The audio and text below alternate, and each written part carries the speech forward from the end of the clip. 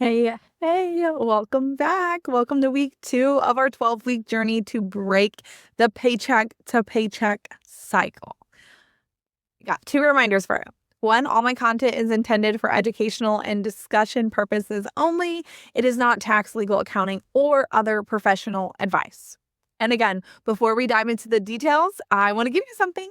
I created a free template for each episode of this series that goes along with the topic we're talking about today perfectly. If you want it, just click the link in the description, drop your email and phone number, and I'll send it to you right away. Totally free, and it's going to help you kickstart your journey to financial freedom. Okay, let's get it. Recap of week 1. We took a financial snapshot with 3 numbers. How much money you have right now, how much money you owe on credit cards and debts, when your next paycheck is. That gave you clarity. Remember the mindset shift. You cannot manage what you don't measure. You can't play sports without a scoreboard. Now, let's take that clarity even deeper. So here's my question. What is one thing that's always on your mind when it comes to money? Something that keeps you up at night, something you're worried about you can't pay next month, this month, tomorrow. Is it rent? Is it groceries? The mortgage? For most people, is one of those 2 things, groceries or housing, whether it's mortgage or rent. And whatever is keeping you up at night, that's what we want to address this week. So before we dive into the tip, I want to give you your quick mindset shift. Notice I didn't call this your worry account. Words matter. Your relationship with money matters. We're not using negative, downgrading words anymore. We want a positive relationship with money. Money isn't evil. Money isn't bad. Money is a tool. Money is a habit. Money is a muscle that we need to work out. So we're calling this your clarity account, or whatever name you want to give it. Just remember to be positive. Be creative, be uplifting. Again, clarity account, control account, I don't know, whatever sparks, whatever makes it fun, make it fun. Let's make it fun. All right, here's what you're going to do this week. Pick 1 to 2 expenses that stress you out, constantly worried about them, that you might not be able to afford them.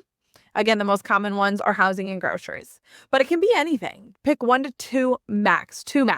We don't want to overwhelm you. We want small, sustainable steps. All right, step 2, open dedicated accounts to what is concerning you.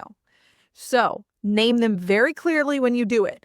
When you open up a bank account, name it mortgage account. Make it creative. Make it home sweet home fund. Make it grocery account or make it nourishment account. Like be creative, be positive, be fun with it. Or, be like blunt. I don't know, whatever you want to do, whatever makes you feel good about managing your money. Again, positive relationship. That's so important. So step 3, set up automatic weekly transfers. So this is where the magic happens. We're going to automate this so you don't have to think about it. Okay. So let's say your mortgage is $1,000 a month and there's 4 weeks in a month. 1,000 divided by 4 is $250. You're going to set up an automatic transfer of $250 every single week until your mortgage account. Example, let's say your grocery budget is $600 a month.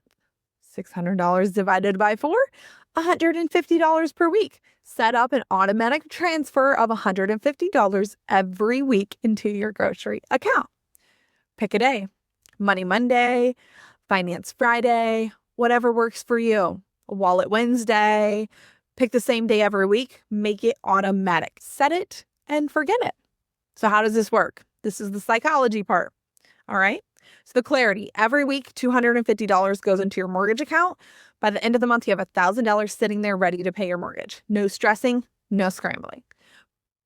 Once the money is in your grocery account, you have permission to spend it on groceries. It's covered. You have a plan for it. Automatic accountability. Your main checking account is now smaller because the money has already been moved. So this naturally, it's called Parkinson's law, psychology, naturally keeps you from overspending on eating out, coffee runs, impulsive buys, because the money isn't sitting there tempting you. When you log in, you have a mortgage account. You know you can't spend it because you have a mortgage bill to pay. You know you can't spend your groceries because you got to eat. So what you have left is all you can spend, and it is smaller than you're used to seeing. And lastly, it should bring you a little bit of peace of mind, and it will. You don't have to worry anymore. You don't have to stay up late wondering if it's going to get covered. The money is there. It's waiting for you. All right. Some pro tips. For mortgage or rent, if your payment automatically comes out of your main account, change it to pull from your dedicated mortgage account instead. So it's completely separate. You don't have to put it back in or anything like that. Like it's separate. It's gone. Out of sight, out of mind. For groceries, get a debit card specifically for your grocery account and label it groceries. Only use that card for groceries. When you check balance, you'll know exactly how much you have left for the week. Keeps you accountable without having to track every single purchase, which can be overwhelming depending on what type of person you are. If you get paid bi-weekly, the math changes slightly, but the concept is the same. Just divide your monthly expenses by 2 instead of 4, and then transfer on each paycheck. You just have to remember that it has to last you 2 weeks, not 1. So these accounts are going to reveal so much to you as you go deeper into these series. So right now they're bringing you clarity. They're giving you permission to spend what's allocated. They're lowering what you think you have to spend on other things because it's already spoken for. It already has a job. Remember, it's not about how much money you make. It's about how you manage it. Managing your money means giving every dollar a job, a purpose, including the job of bringing you peace. And you can achieve that. Income is not the answer. When your income rises, your habits and behaviors just take over the new income. Money is a habit.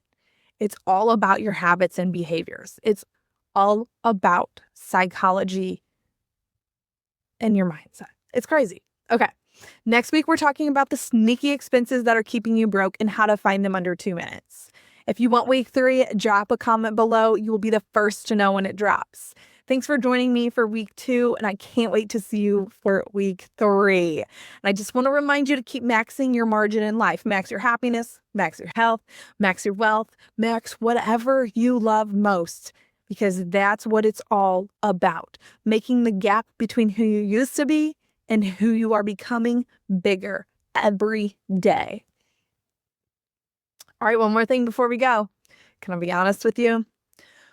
Building this business and this community means everything to me. I'm just getting started on social media, so every like, every subscriber, and every share means more than you know.